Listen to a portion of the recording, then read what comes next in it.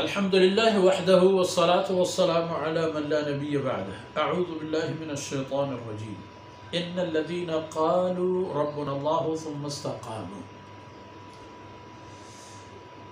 فلا خوف عليهم ولا هم يحزنون أولئك أصحاب الجنة خالدين فيها جزاء بما كانوا يعملون. سبحانك لا علم لنا إلا ما علمتنا إنك أنت العليم الحكيم. رب اشرح لي صدري ويسر لي أمري واحلل عقدة من لساني يفقه قولي واجعل لي وزيرا من أهلي رب زدني علما وارزقني فهما ثم أما بعد. گرامی قدر بھائیوں، بہنوں اور پیارے بچوں، ایک یہ آیت ہے کہ ان الذین قالوا ربنا اللہ ثم استقاموا فلا خوف علیہم ولا هم يحزنون. ایک آیت اور بھی ہے قرآن کریم میں، ان الذین قالوا ربنا اللہ ثم استقاموا.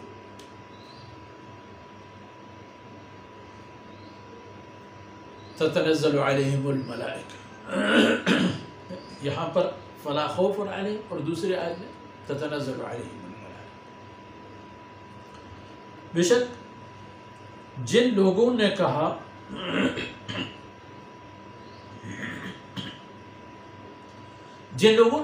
کہ ہمارا رب پالنے والا صرف اللہ ہے، یعنی جن لوگوں نے اللہ رب العزت کی وحدانیت کی عبدیت کا اعلان کیا، اللہ واحد کو جس طرح شان ہے اللہ رب العزت کی، اس کی تو ایک حیثیت ہے اس کی وحدانیت، تو اللہ رب العزت کی وحدانیت کے سائے میں انہوں نے اپنی عبدیت کا اظہار کیا، اپنی بندگی کا اظہار کیا، اپنی غلامی کا اظہار کیا. فرمایا یہ بتا دی ثم استقاموا، پھر اسی بات پر کڑے، یعنی یہ بات ان کی آخری بات رہی اور اسی بات پر ان کے عقائد و اعمال کا انحصار رہا، اور اسی ایک بات پر یعنی ربنا اللہ پر ان کے حال اور مستقبل کا تعین ہو گیا. تو ایسے لوگوں کے بارے میں فرمایا فلا خوف علیہم ولا هم يحزنون، نہ تو ان پر کوئی خوف و خطرہ ہوگا کہ ہم جو جا رہے ہیں پتہ نہیں ہمارے ساتھ کیا ہوگا، کیسے لوگوں سے واسطہ پڑے گا، کیسے رستوں سے واسطہ پڑے گا، کیسی حالات سے واسطہ پڑے گی.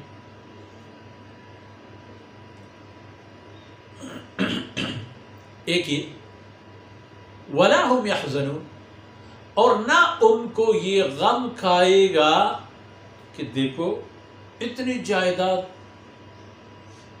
اتنی دولت، اتنے سونا، اتنا چاندی، اتنے پلاٹ، اتنے پرمٹ سب ضائع ہو گئے، کچھ نہیں بچا میرے لیے.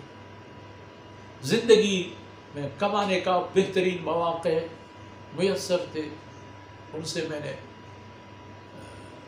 فائدہ نہیں اٹھایا، میں نے وہ نہیں کیا، میں نے یہ نہیں کیا، یعنی اس کو ماضی کھاتا جاتا ہے اور مستقبل ڈراتا جاتا ہے. لیکن فلا خوف علیہم ولا هم يحزنون، نہ تو ان کو ان کے مستقبل کے بارے میں کوئی خوف لاحق ہوگا اور نہ ماضی سے متعلق کوئی غم.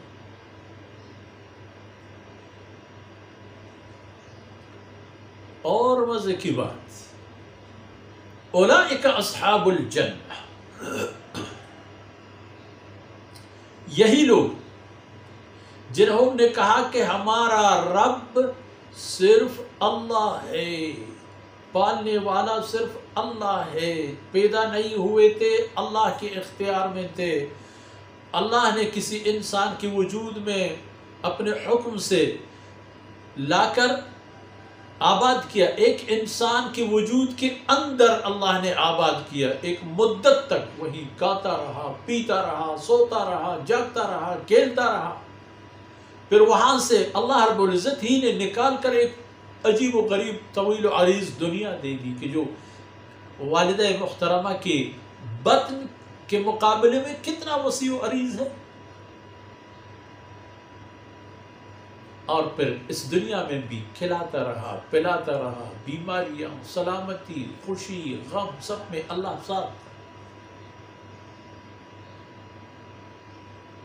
پیدائش سے لے کر موت تک پورے دورانیے میں اللہ کی طرف سے روزیاں ملتی رہی.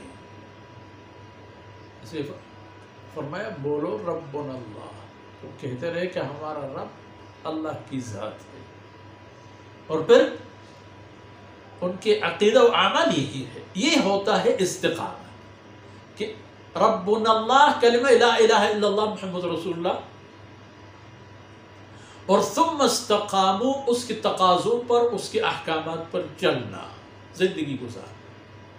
فلا خوف علیہم ولا هم يحزنون. اور فرمایا اولئک اصحاب الجنہ، یہی لوگ ہیں جنت کے مالک، یعنی جنتی. ان کے لیے جنت بنایا گیا، ان کو انہی جنتوں میں لے جایا جائے گا. اور یہ ان جنتوں میں کیسے رہیں گے؟